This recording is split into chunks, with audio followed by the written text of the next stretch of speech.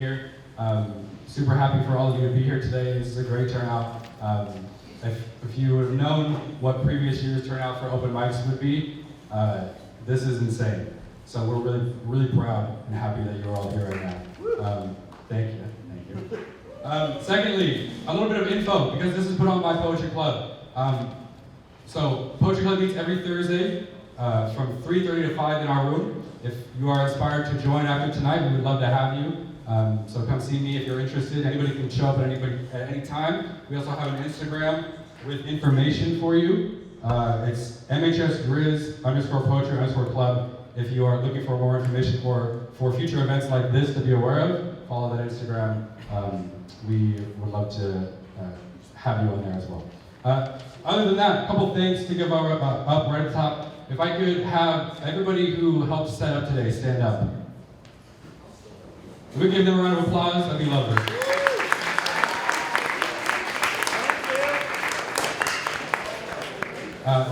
These guys really worked hard to put this event together and make something really pretty and beautiful for you all to be here and enjoy.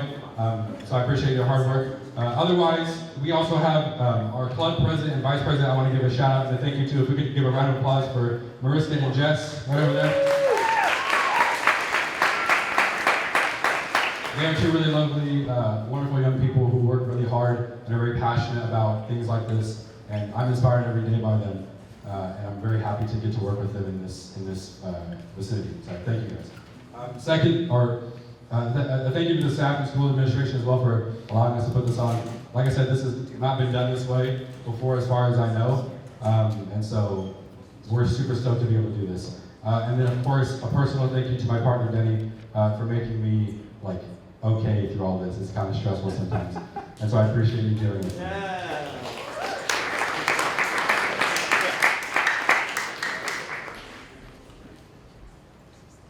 Yeah, I guess I have a couple things. Okay, like I said, drinks and snacks. We also are accepting donations. We unfortunately do not have change, but we accept Venmo, so if you can do Venmo, we can get you snacks or drinks or tickets or whatever you need. All donations go straight to Poetry Club to put on future events like this. We want to keep building, we want to keep getting bigger. So the more we have support from the community, the better we can do with these events. So just keep that in mind. We're going in order of the sign-up sheet, so we have a sign-up sheet. If you are at any point interested in signing up, my lovely president over there, Mariska, will sign you up. No guarantee. We have a pretty full sign-up sheet that if you sign up at the moment right now, that you'll get a chance to present, but it is possible. So if you're interested, put your name on the sign-up sheet, and if we didn't get to you, we'll get to you next time. Okay? Let's see. A couple things, just because this is a very vulnerable environment.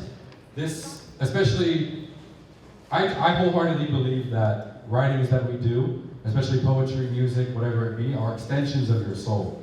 And a lot of these young people really put together beautiful works, beautiful poems, beautiful songs, and extensions of their soul that they want to share with you today. And so with that comes vulnerability, and with that comes a need for safety.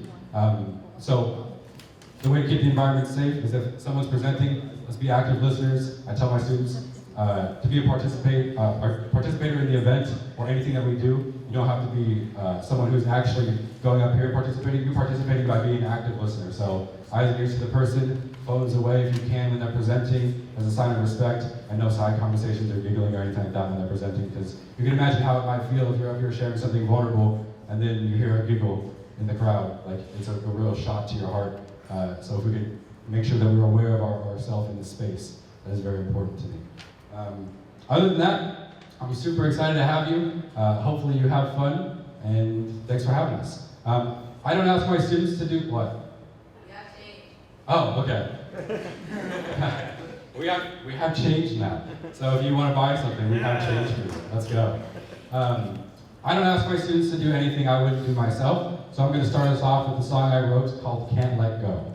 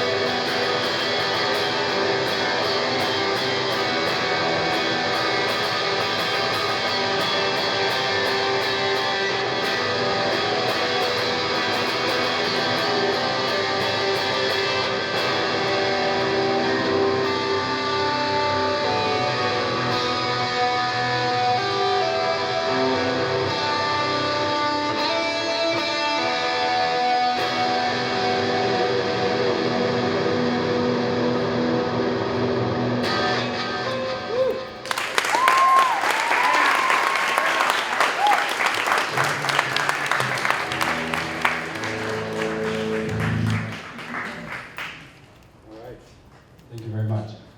We have up next our very own club president. If we could welcome up Mariska French with the poem.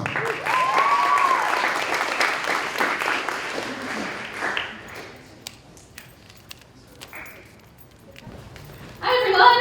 Hi! Obviously, I'm Mariska. I'm the president of Poetry Club, and I am so excited to be here in front of you guys. This is literally like my dream.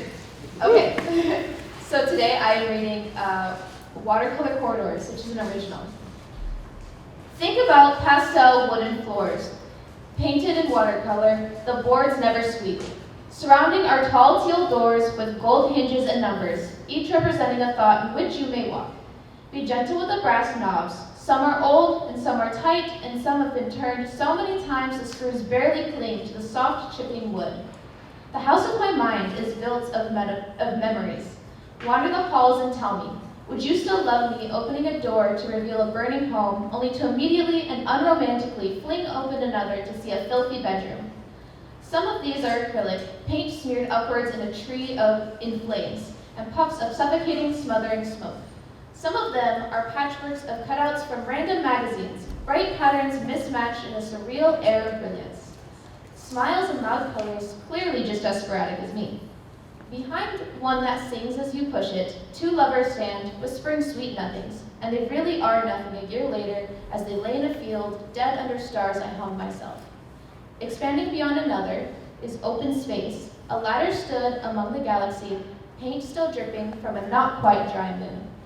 Behind another, a girl in a baby pink room, dressed in sparkles with every single princess she could ever want. Her thin blonde hair and brown Disney eyes remind you of little sister, but it's not her staring up at you.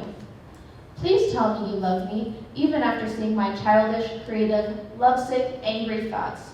They make my stomach churn, and I know that feeling has its own room I walk backwards from. Please tell me you love me, seeing my words spill to you, a room of strangers. Hearing how my poems are painted with words as my brushes, my eyes are my only reference, my diction the only color palette I have. Walk through watercolor corridors with teal doors that have gold hinges and numbers, which tell you what thought you may wander through. Please be gentle with the brass knobs when you close the door. Woo! Next up, we have Fro Walker. She's singing. She's not here. Next person, then it's Jordan.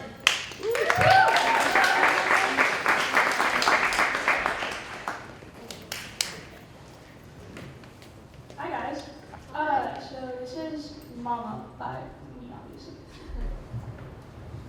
My mama broke me. My mama left me, went 2,063 miles away. Mothers are supposed to be there for you, to care of you, to watch you grow. My mama isn't doing that. My mama only texts every 3 weeks. My mama is missing every play I am doing and did. My mama is forgetting I exist. She left because she was drowning, because the grass was greener, because it was better there, because she can breathe there. I can't breathe. I can't think. I can't swim. I'm drowning. I have a life raft, the mother that chose me and the father that loves me, but they can't heal the hole my mother left. The broken spot in my heart, the broken little girl, like a shot to the head. My mama doesn't know how my prom will go. My mama doesn't know that drinking water is hard for me, or the fact that I can't trust anyone anymore that I meet because the one person I thought I could finally trust left. Feels like she doesn't even try. Feels like she didn't even try when she lived down the effing street. Woo!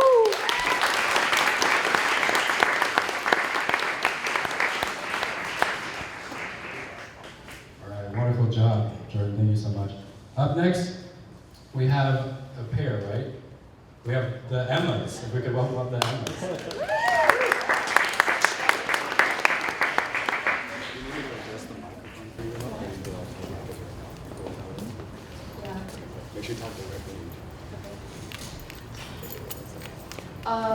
Okay, so this is our poem, and it's kind of short, but it's from the heart.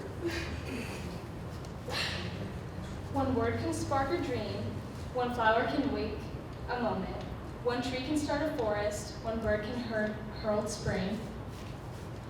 One smile can bring a friendship, one hand clasp can lift the soul, One star can guide a ship at sea, one cheer can obtain a goal. One vote can change a nation, one sunbeam can lift a room, one candle wipes out darkness, one laugh will conquer gloom. One look can change two lives, one kiss can make love gloom. One step must start each journey, one word must start each prayer. One hope can raise our spirits, one touch can show you care. One voice can speak with wisdom, One heart can know it's true. one life can make a difference, One life is me and you.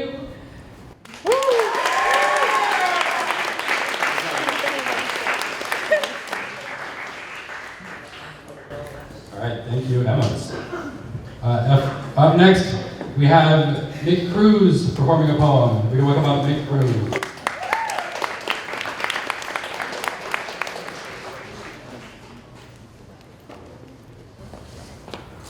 Hi, this isn't my poem, so I would like to clarify that before I take credit for it, but it's still a beautiful piece.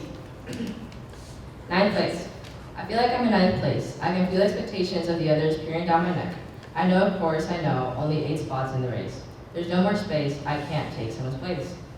I feel like I'm in ninth place. Each step I take is like cracking glass beneath my feet. I sit my lips when I come in, I take up no space, I make no noise, I'm silent. I'm like a shadow in the moonlight. Or at least I pretend to be. I just need to make it to my room.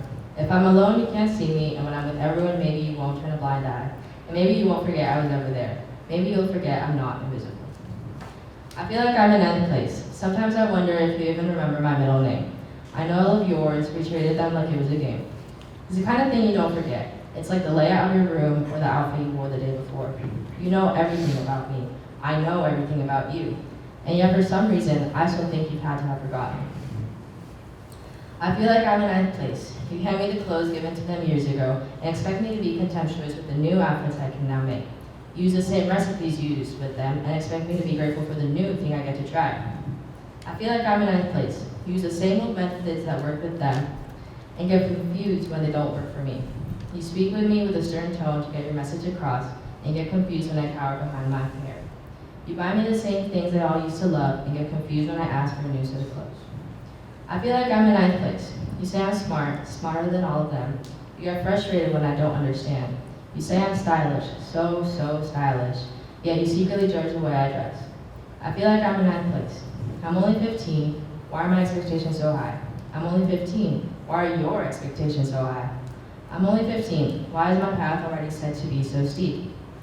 I feel like I'm in an unwinnable race for validation, and I want to be just as free as the front, just as witty as the middle, and just as playful as the back. But above all, I want to be on track with the ninth place.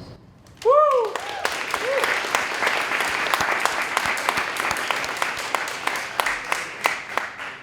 Thank you, Mick.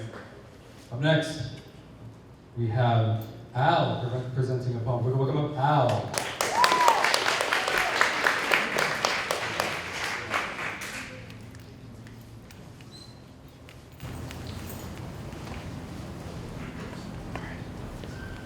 Just a little bit of backstory about this poem. A couple years ago, my brother committed suicide, and a year after that, my best friend committed suicide. And I've struggled with those feelings, and so this poem kind of is meant to show that. This is called 12 Seconds.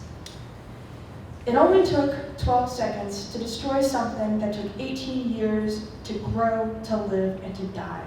12 seconds. The first second was painless. The wind blew against your face. It rocked your body back and forth like your mother did when you were younger. The second second was agonizing because the harsh wind reminded you of when your father's voice scolding you. The third second was unnerving because you couldn't find a voice within yourself telling you that this was, in fact, a bad idea. The fourth second was reassuring because when you stepped up to the ledge of the building and looked down at the cement, your heart started to pound, and it relieved you that you still felt something.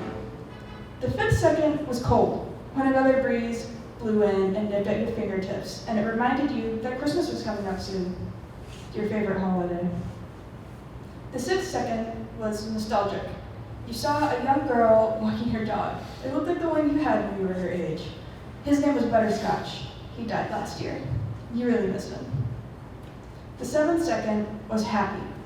The sun was finally peeking up over the cloud cover and it smiled at you, warming your body with its rays. The sun was your only real friend. You were really going to miss the sun.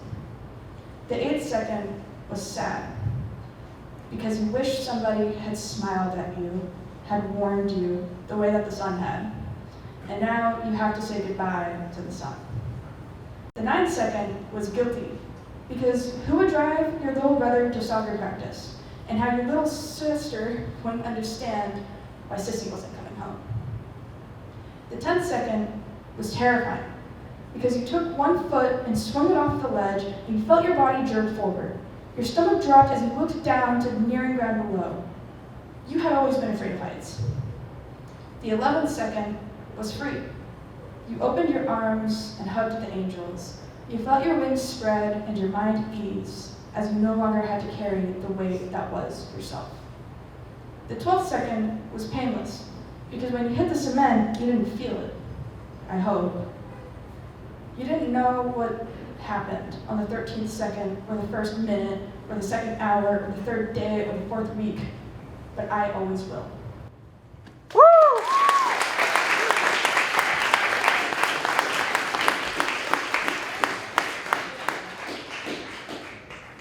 All right, thank you so much, Al. That was very beautiful. I really appreciate you.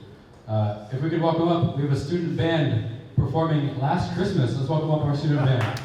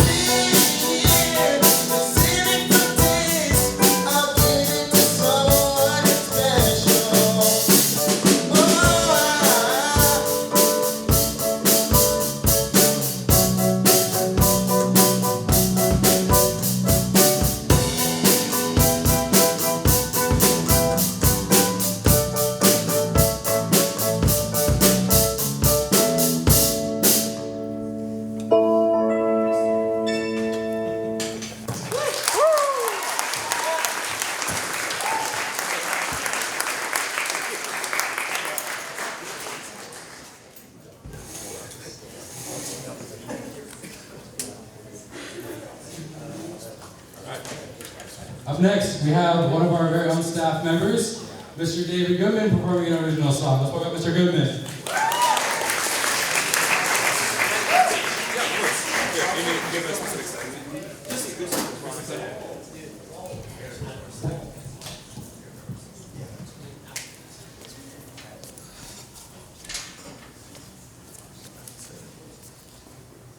Sorry guys, my guitar doesn't have a strap on it. You gotta sit down.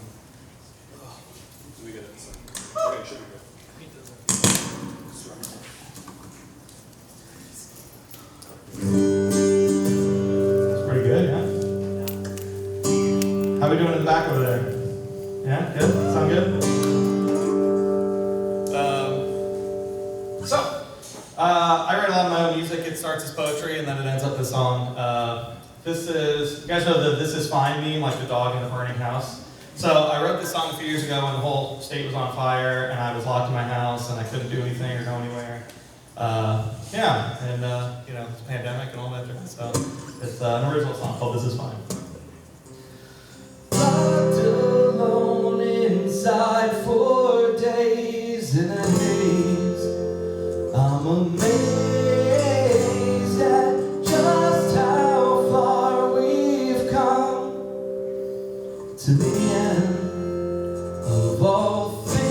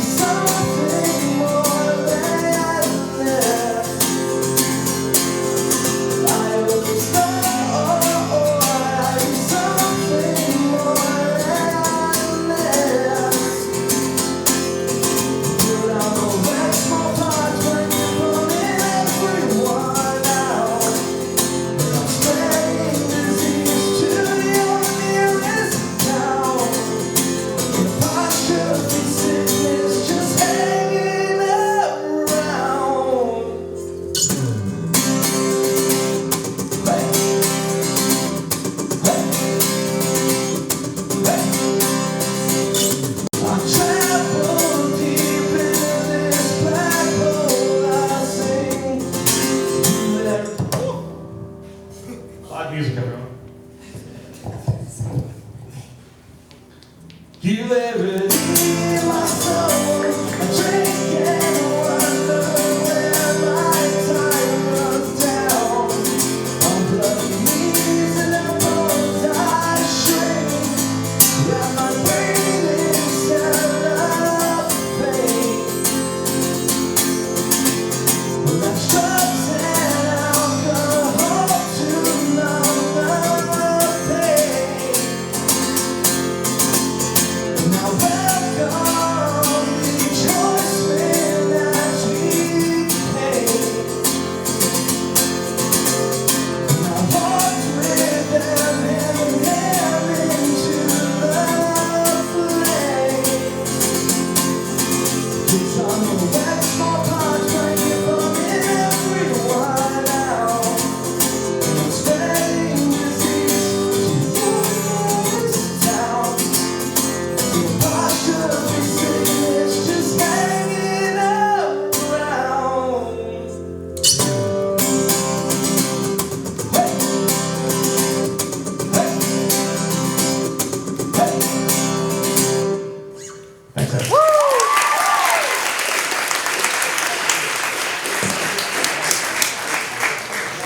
Thanks for doing this.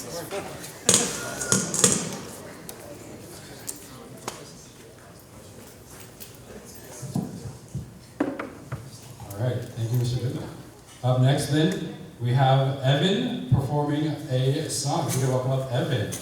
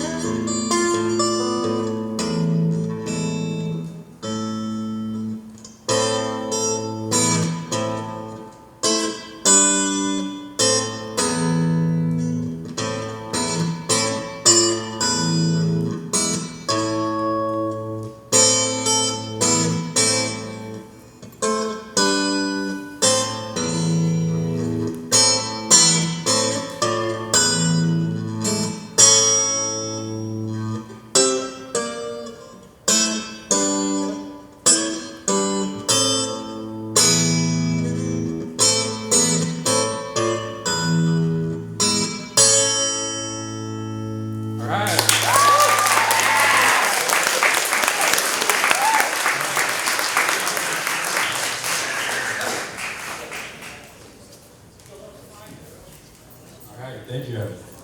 Let's see who we have next. Up next, we have Rory Blankenship presenting a poem. We welcome up Rory.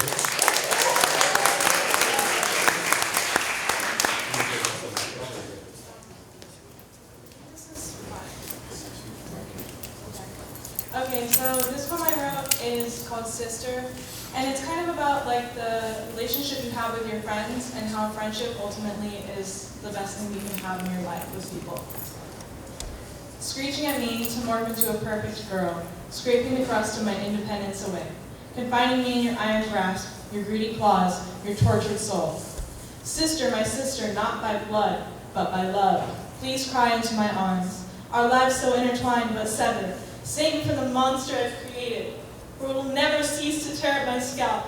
It will never cease to scar my frail flesh. Please, sister, rip my blistering scabs, expose my wounds, wail with me. Please, sister, heal me, comfort me, use those beautiful words a lover should say. I know you'd be the one to find me, to save me, to purify me once again. When the floors are coated and dripping with liquid, will you even look at what color it is? Sister, will you know? Will you gaze into the never-ending plane of existence with me? Will you free me from my monster? Sister, lie with me, console me, for hell is a place between heaven and earth with immaculate reception, although we sit here in this gorgeous silence. Never needing to speak, for you love me unconditionally. You gifted a will to live, sister. I am here, sister. Woo!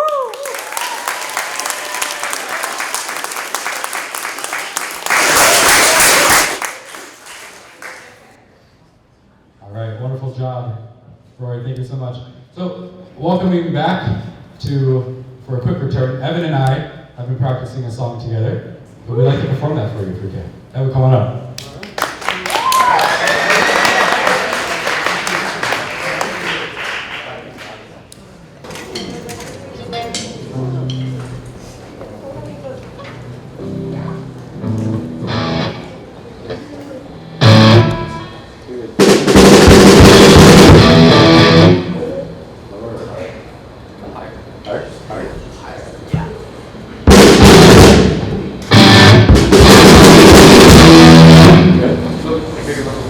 A little bit more. Yeah, to be honest. Yeah.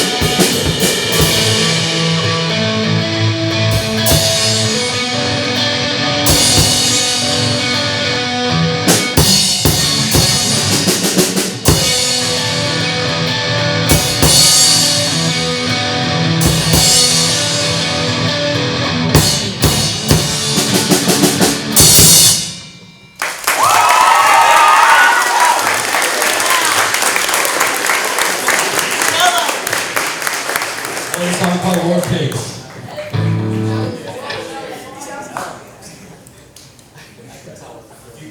Okay, up next, if we can welcome up Sophia Potter performing us.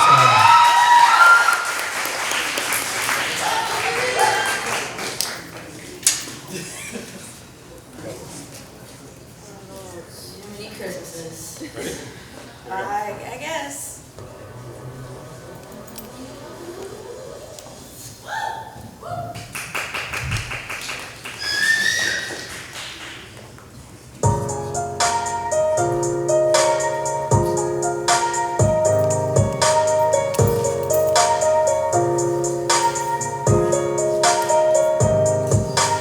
Maybe it's the way you say my name. Maybe it's the way you play your game. But it's so good. I've never known anybody like you. But it's so good. I've never dreamed of nobody like you. And I've heard of a love that comes once in a lifetime. And I'm pretty sure that you are that love of mine. 'Cause I've been a field of dandelions, wishing on everyone that you'd be mine.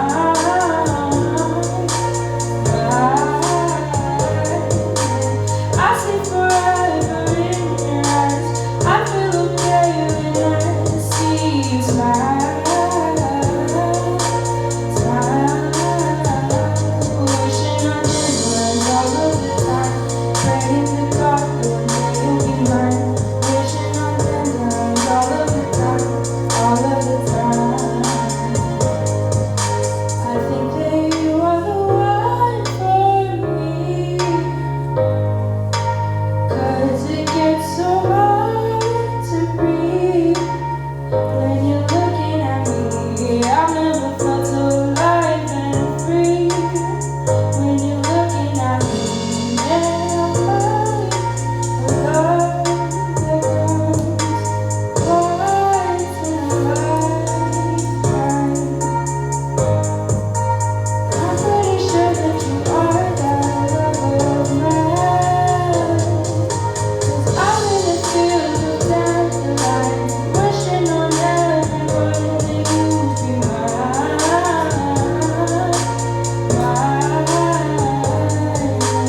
I sleep forever in your eyes, feeling okay when I see you smile.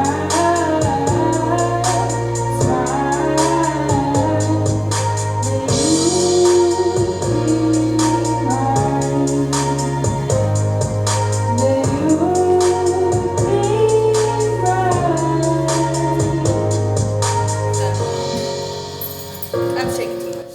It's okay.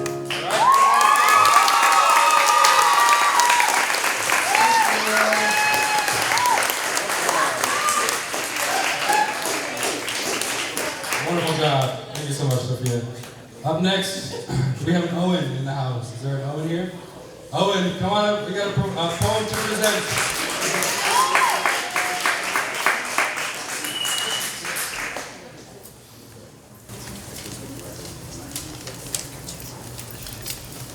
Alright, hello everybody.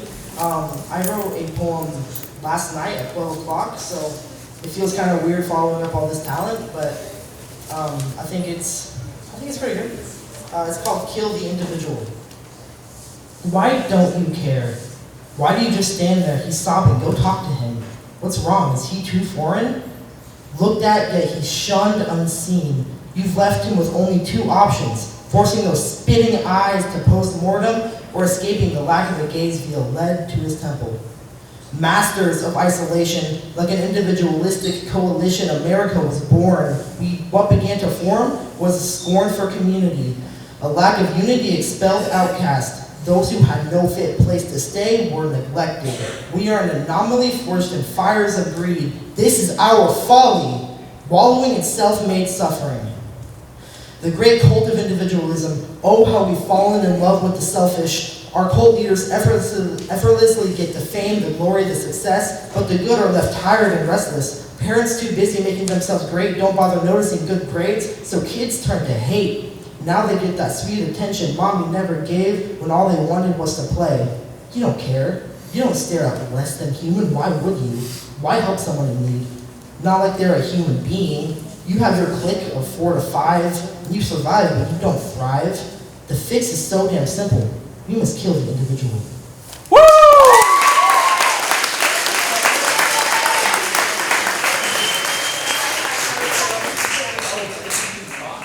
Up next then, we have Emily presenting a poem. Let's welcome up Emily.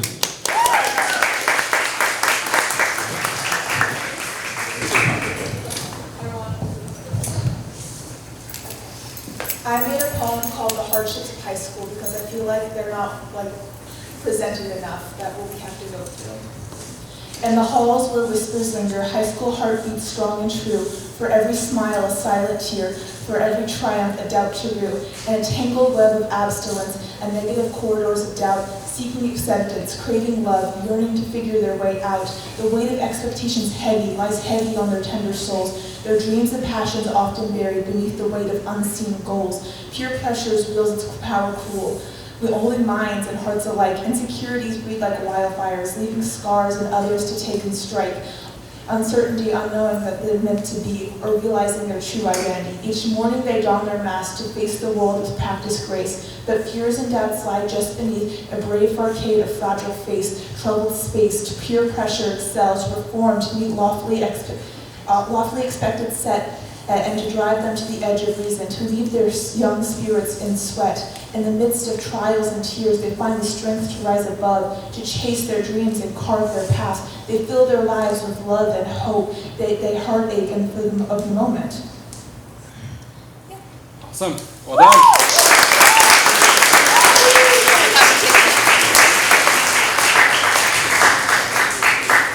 Thank you so much, Emily. All right, let's see who's next. Up next, I believe this time presenting a poem of his own, correct? Let's welcome up back Mick Cruz.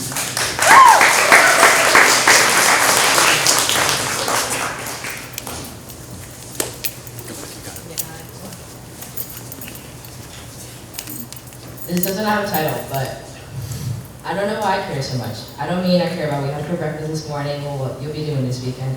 I don't know why I care so much about anything else but me. Yeah, I really don't know why all I care about is me. I'll always overwater my plants because I never really do know when to stop giving. It feels like my garden never grows, the garden that lies within me. And in drenched soil, there's nothing but my heavy heart drowning under. I pull, like as for a root, trying to retrieve any bit of me back. But I fall, I'm on the ground, I always fall back. Within the chaos of all these words, emotions dance side to side. They sway to the beat of an untuned guitar. I'm lost, I'm unable to grasp what I truly feel. In every attempt to convey, my answers just slip away. My words falter, only leaving my thoughts astray.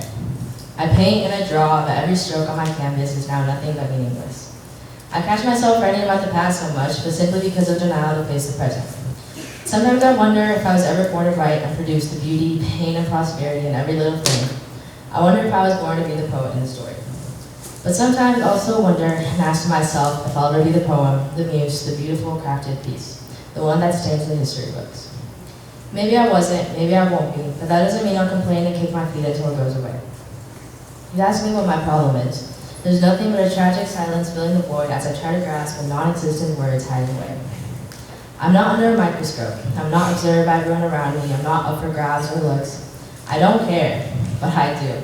I like to pretend I don't realize my hair is slowly falling out or looking at myself for a second too much longer in the mirror every morning. I like to pretend I don't take into account what I hear about me, pretend I don't see how far back behind I'm falling, or the way that the view of myself is now only a broken glass stained window. I'm not trying to save myself really. Fortunately and unfortunately, I think it's a lost cause. Yet, a lost cause, not a bitter, not a painful end. Sometimes in loss, our wounds can mend. Filling my page with countless thoughts composed into beautiful script, just filling my page, avoiding the end, but also seeking an end. Not a comma, not a pause, leaving the more, not the quote introducing something new. A period, my piece, and a lucid panorama. I wish I cared more. I wish I cared enough, but about the right things.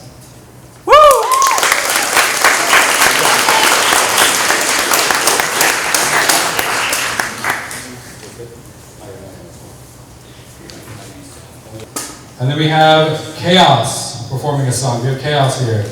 Welcome up, Chaos.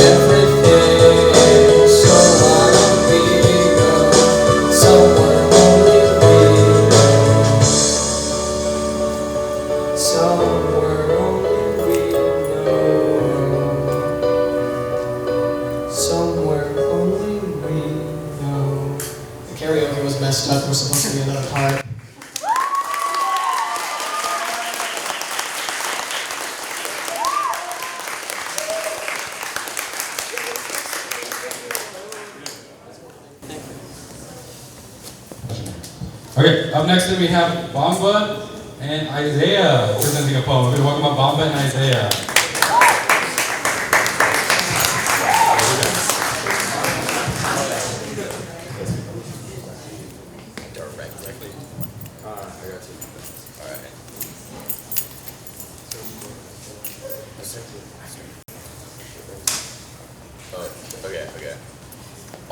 This is a short and deep poem we wrote. Alright, this is a short and deep poem we wrote. It's called Ambitious. It's pretty fire. The weight of failure, heavy and deep, drains the spirit, making it hard to leave. Each step forward feels like a chore, as inspiration's fire exists no more. Many people think I'm quite lazy, and these words are making me feel quite crazy. My ambitions have become flaccid, my mind corroding just like acid. Once vibrant dreams, now dulled to a grayish hue, lost in the realm where motivations askew. The fire that burned with fierce and radiant light now flickers weakly, swallowed by the night. This depressive state has made me tired, but as the light comes, I become inspired. A brand new spectrum has been shown. The whole world has a brand new tone. All right, it's over.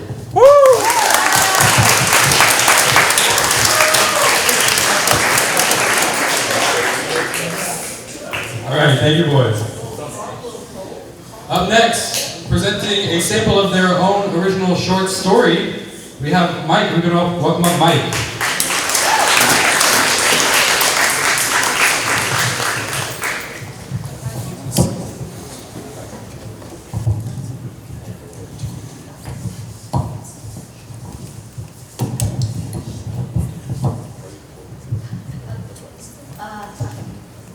Hello everyone. So the story that I'm going to present is actually a prelude to something I've been working on for a very long time. So if it seems a little bit unfinished, it's because there's actually more, but yeah, here it goes.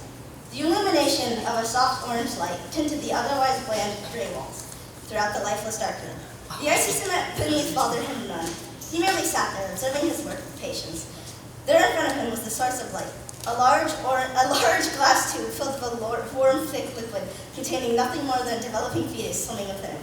It wiggled only slightly, remaining mostly stagnant. This one thing, this ultimately common thing amongst many scientists observing life, would be what he would consider his magnum opus. This would become the man known as William Levine. He was a rapidly aging man, despite being only within his 30s. His dark hair, peppered with white streaks, resembled that of a skunk. His eyes were a warm brown hue, emphasized by the gentle light directly in front of him. Despite them being a calming shade of brown, there was an underlying hollowness behind them, chilling and heartless, identical to the room he resided in. The bags stained underneath only added to this effect. His olive skin was wrinkled and beginning to drag off his bones, only slightly. The constant stress he'd forced himself to endure was likely the reason for how decrepit and aged he had appeared. His unshaven stubble lingered on his face. He had no time to shave it. He had no time for anything, truly. He was far too focused on this, his work, his purpose, his everything. Previously renowned for his scientific work, he was disowned from his field when his ambitions of many had gotten far too serious, or more fairly, dangerous. He had pioneered many discoveries when it came to the multiverse and everything's existence as a whole. Within his studies, he learned something of interest.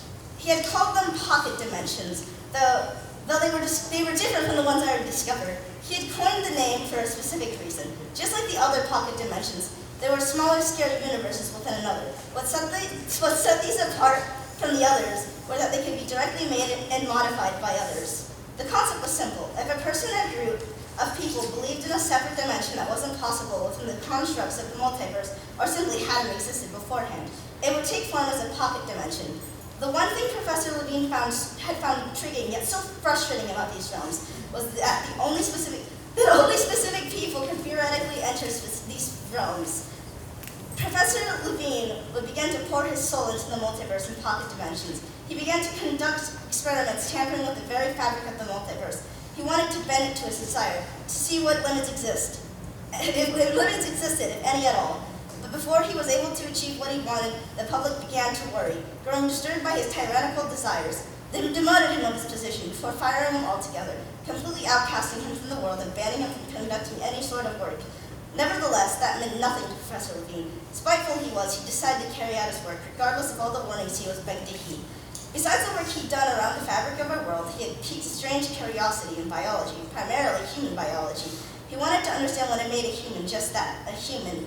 He wanted to push the boundaries of their existence, just as he did with everything. He had an obsession, and so he dedicated himself to it. Professor Levine wanted to conduct a set of experiments testing just that, while also completely diving into the idea of pocket dimensions. With a pocket dimension, my experiments would hold absolutely no bounds, an appealing thought.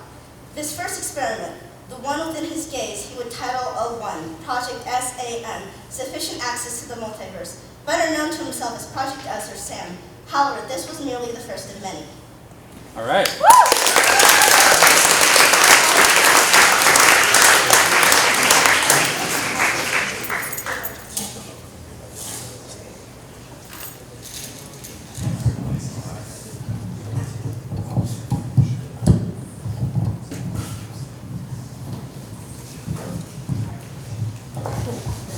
All right.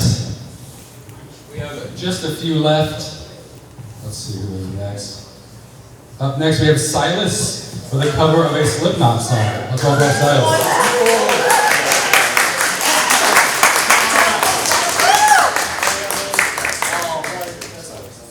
Don't expect me to sing, I cannot sing. Fair.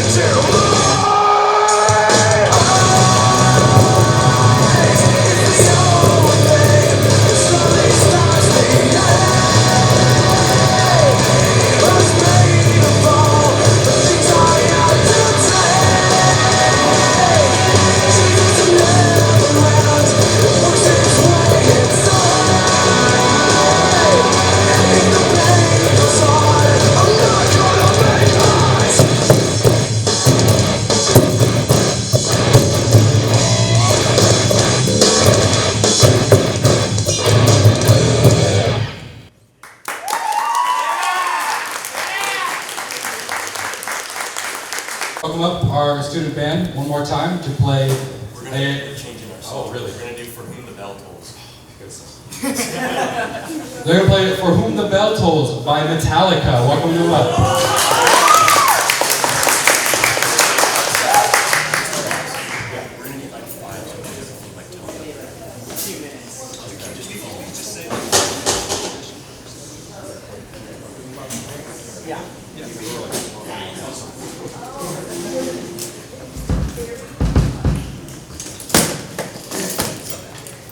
I'll give them about 2-3 minutes to do a sound check and then they start.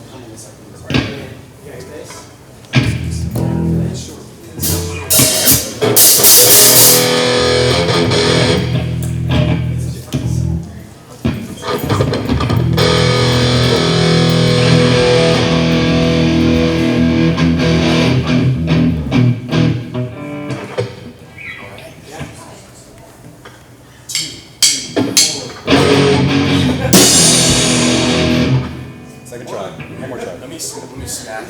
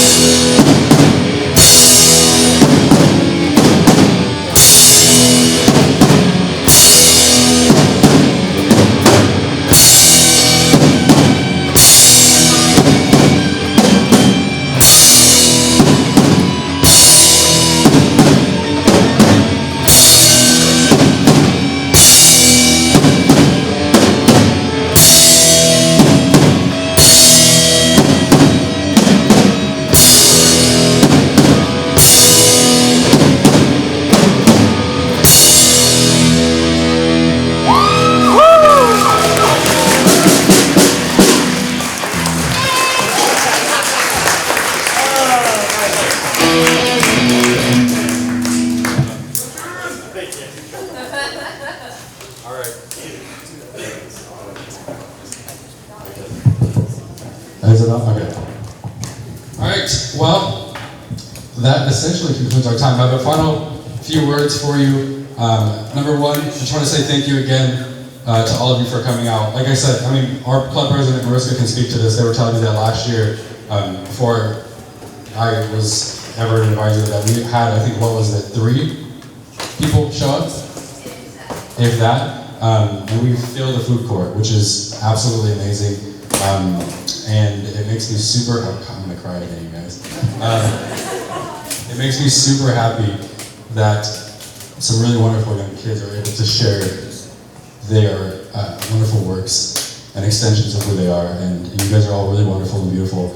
And I'm very happy to have gotten to know you. And I'm so proud of all of you who performed tonight. Thank you guys for coming out. Also, we had a lovely donation to our concession stand. They bought it out, so anybody who wants a free concession can get one on their way out. We very much appreciate you coming in. Thank you, everybody. Have a good rest of your night.